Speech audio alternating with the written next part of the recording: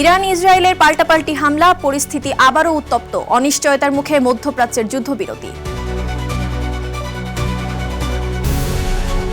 সৌদিতে বিশেষ অভিযান, এক সপ্তাহে 8,500 অবৈধ প্রবাসী গ্রেপ্তার, বেশিরভাগই ইথিওপিয়া ও ইয়েমেনের নাগরিক। পুতিন জেলেনস্কি আলোচনা, ইউক্রেনের পাশে ইউরোপের 3 দেশ, শান্তি চুক্তি চূড়ান্ত রূপরেখা চায় রাশিয়া। এবং বিশ্বকাপ আয়োজনে নতুন ইতিহাসের পথে মেক্সিকো, মানব ঢেউয়ের বিশ্ব রেকর্ডের চেষ্টা, গিনেস বুকে 2টি শিল্পকর্ম।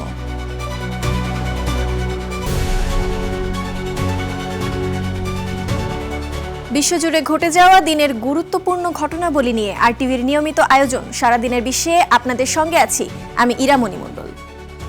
আবারও পাল্টাপাল্টি আক্রমণ চালিয়েছে ইরান ইসরায়েল। লেবাননে ইসরায়েলি হামলার জবাবে এমন হামলা বলছে ইরান, অপরদিকে নিজেদের হামলাকে প্রতিরোধমূলক আখ্যা দিয়েছে ইসরায়েল। এমন অবস্থায় মধ্যপ্রাচ্যের যুদ্ধবিরতি আবারও অনিশ্চয়তার মুখে পড়েছে। নতুন সংঘাতে আন্তর্জাতিক বাজারে আবারও বাড়তে শুরু করেছে তেলের দাম। বিস্তারিত আব্দুল মালিকের রিপোর্টে।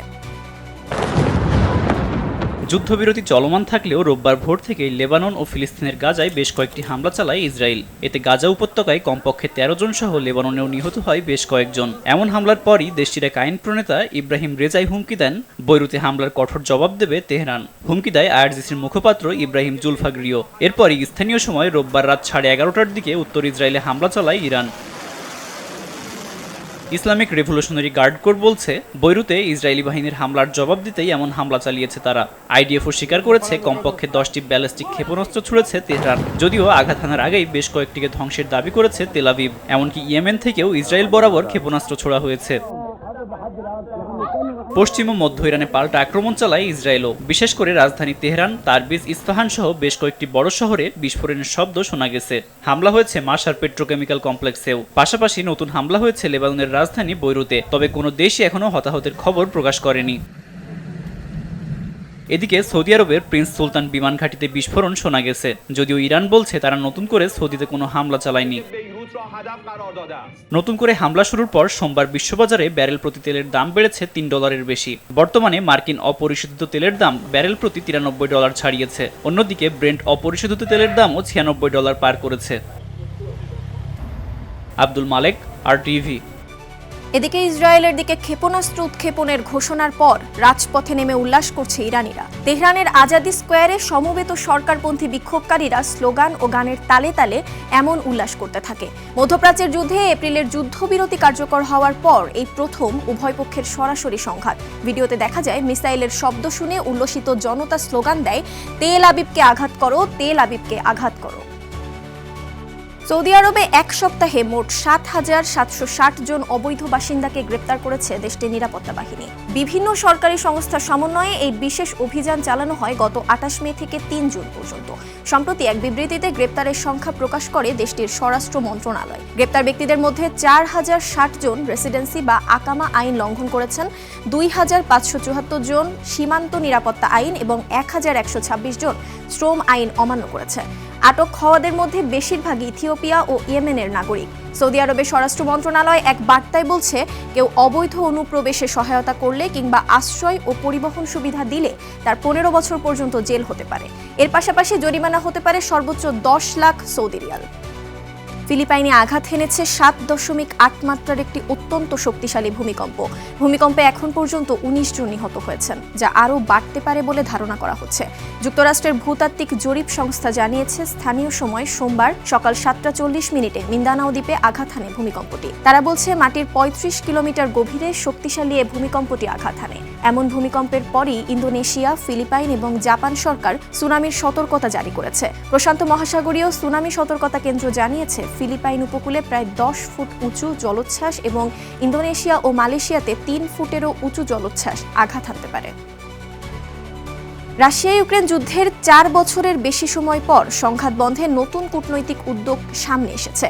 রুশ প্রেসিডেন্ট ভ্লাদিমির পুতিনের সঙ্গে ইউক্রেনের প্রেসিডেন্ট ভলোদিমির জেলেনস্কির সরাসরি আলোচনার প্রস্তাবকে সমর্থন দিয়েছে যুক্তরাজ্য, ফ্রান্স ও জার্মানি। রবিবার লন্ডনে এক বিশেষ প্রতিরক্ষা বৈঠক শেষে 3 দেশের শীর্ষ নেতারা এই সরাসরি সংলাপের প্রস্তাবকে সমর্থন জানান।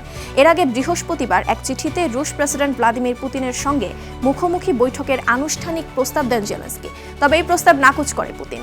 জানান, একটি সম্ভাব্য শান্তি চুক্তির রূপরেখা চূড়ান্ত না হলে জেলেনস্কির সঙ্গে দেখা করার কোনো যৌক্তিকতা তিনি দেখছেন না।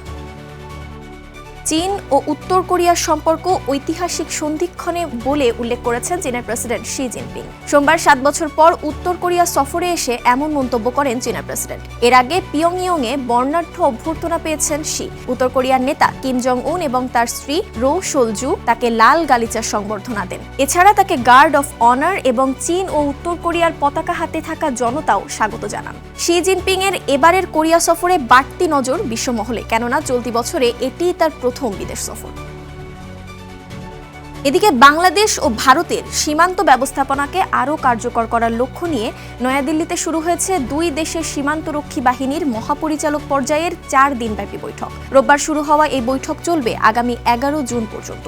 ভারতের সীমান্তরক্ষা বাহিনীর সদর দপ্তরে অনুষ্ঠিত এ বৈঠকে বাংলাদেশ সীমান্তরক্ষী বাহিনী এবং ভারতীয় সীমান্তরক্ষা বাহিনীর শীর্ষ কর্মকর্তারা অংশ নিয়েছেন। বাংলাদেশ প্রতিনিধি দলের নেতৃত্ব দিচ্ছেন মহাপরিচালক মেজর জেনারেল মোহাম্মদ আশরাফুজ্জামান সিদ্দিকী।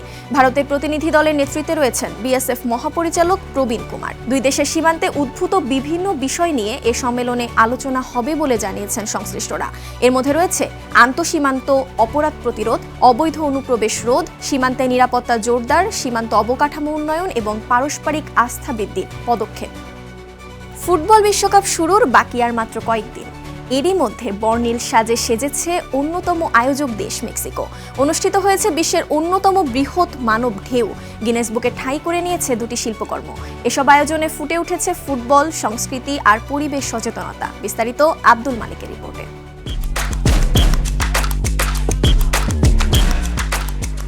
1986 সালের বিশ্বকাপে স্বাগতিক দলকে উৎসাহিত করতে বিশাল হিউম্যান ওয়েভ বা মানব তরঙ্গ তৈরি করেছিল মেক্সিকোর দর্শকরা, যার পুনরাবৃত্তি ঘটে প্রতি বিশ্বকাপেই। তবে এবার স্বাগতিক হওয়ায় আয়োজনটা ছিল আরও বিশাল। রাজধানীর বিখ্যাত পাসেও দে লা রিফর্মোতে 2 কিলোমিটার দীর্ঘ এই র্যালি করে ফুটবল প্রেমীরা। লক্ষ্য একটাই, সর্বকালের সর্ববৃহৎ মানব তরঙ্গ হিসাবে গিনেস বুকে ঠাঁই করে নেওয়া। আজ আমরা রেকর্ডটি ভাঙতে যাচ্ছি এবং আমরা সবাইকে সাদরে স্বাগত জানাতে প্রস্তুত। এর পরিবেশ, ভালোবাসা, ঐক্য মেক্সিকোকে সংজ্ঞায়িত করে। আমরা একটি অতিথি পরায়ণ দেশ। এরই মধ্যে প্রস্তুত হয়ে উঠেছে স্টেডিয়ামগুলো। বর্ণিল সাজে সাজানো হচ্ছে রাস্তা, দেয়াল। প্রাধান্য পাচ্ছে দেশের সংস্কৃতি আর পরিবেশ সংক্রান্ত থিম। এমনকি গিনেস ওয়ার্ল্ড রেকর্ডের নাম লিখিয়েছে বিশ্বের বৃহত্তম অগমেন্টেড রিয়েলিটি ফুটবল মুরাল। দেশটির একদল শিল্পী 625 বর্গমিটারের একটি শিল্পকর্ম উন্মোচন করে এই রেকর্ড গড়েন। মুরালটিতে ফুটবল চিত্রের সাথে স্থানীয় সংস্কৃতি ও প্রাকৃতিক উপাদানের সমন্বয় ঘটানো হয়েছে, যেখানে মোবাইল ফোনের ক্যামেরা খুললেই চিত্রকর্মটির জীবন্ত অ্যানিমেশন দেখা যাবে। এদিকে 7টি দলের পতাকা নিয়ে করা হচ্ছে বিশাল ক্রোশেট প্রদর্শনী। 200 মিটার দীর্ঘ এবং 8 মিটার প্রস্থের এই হাতে বোনা কাপড়ে স্থান পেয়েছে দেশগুলোর নানা সংস্কৃতি। মেক্সিকো, কলম্বিয়া, দক্ষিণ কোরিয়া, স্পেন সহ বিভিন্ন দেশের এই ক্রোশেট তৈরিতে সময় লেগেছে প্রায় 5 মাস, যা এরই মধ্যে জায়গা করে নিয়েছে গিনেস বুকে।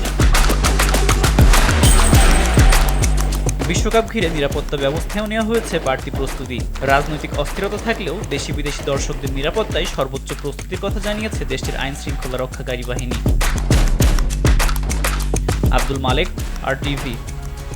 আর এরই সাথে শেষ করছি সারাদিনের বিশ্ব। RTVর সাথে সংযুক্ত থাকুন, মতামত জানান RTVর সামাজিক যোগাযোগ মাধ্যমগুলোতে।